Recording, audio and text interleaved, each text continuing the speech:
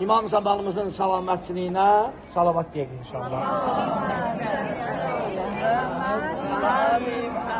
Və əcil fərəcəb ol inşallah. Bismillahirrahmanirrahim.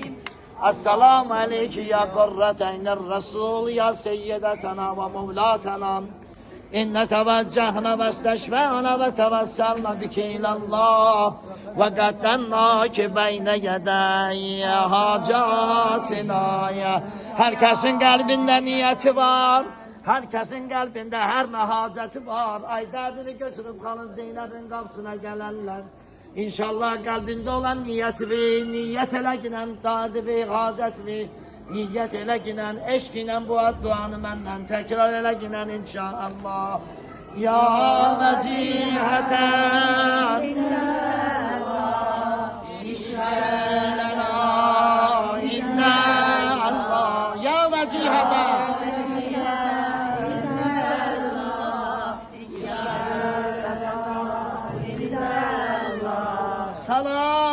salam olsun sana. Ey gözleri yollarda kalan hanım Zeynep. Bu tarafı da çekin. Allah hiç bacını, hiç kardeşin gözlerini yollarda koymasın inşallah. Allah hiç bacıya kardeş dağı vurmasın inşallah ya Allah. Allah hiç kardeşe da bacı dağı vurmasın inşallah. İlahi Perverdigara şükür olsun sana biz hansı kapıya gelmişik. Bu kapının sahibesinin neçə bir adı var.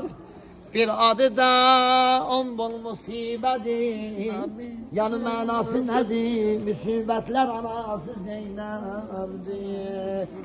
Zeynep can gelmişem kapıya kalam canım. Eğer biri birinin evine konak gedəndə eli dolu gider hanım. Amma hanım canım, ben eli boş gelmişim kapıma hanım canım. Derdimi götürüp gelmişim kapıya hanım. Hanım, elə derdimi götürüp gelmişim kapıya derdimi eskese diye bilmirəm hanım canım. An verirəm o güne kim? Bir günleri hanım Zeynep yatmış idim. İmam Hüseyin hanım Zeynep'in otağına dahil olanda gördü Allah gün düşüp Zeynep'in yüzüne. Buyururlar İmam Hüseyin geldi durdu Zeynep'in başının üstünde. Bacısına kölge saldı. Buyurunlar hanım Zeynep bir an yuxudan ayıldı. Gördü İmam Hüseyin durup Zeynep'in başının üstünde. Dedi kardeş Hüseyin kademlerine kurban olaram Hüseyin. Bacın sana kurban olsun Hüseyin. Dedi Hüseyin niye durmuşsan başımın üstünden? Dedi Zeynep bir anda gördüm üzüme gün düşüp kölge oldum rahat yatasan.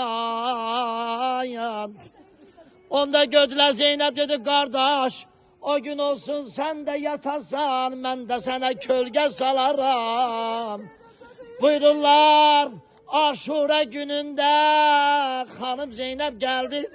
Kardeşi İmam Hüseyin'in o günler altında kalan cenazesinin yanına gördü Allah kardeşinin o gül bedeni günler altında kalır. Hanım Zeynep neyledi? Geldi kölge salanda dedi kardeş ben demiştim kölge salaram. Ama o kesilmiş başa kölge salmak dememiştim kardeş. Herkesin derdi var uzadan deginen ya Hüseyin. Üç defa deginen. Ya Hüseyin, ya Hüseyin, ya Hüseyin. Ya Hüseyin, Zeynep'em yaralıyam, Zeynep'em yaralıyam, bilmirəm haralıyam, bilmirəm. Zeynep'em yaralıyam, Zeynep'em. Maşallah bilmirəm.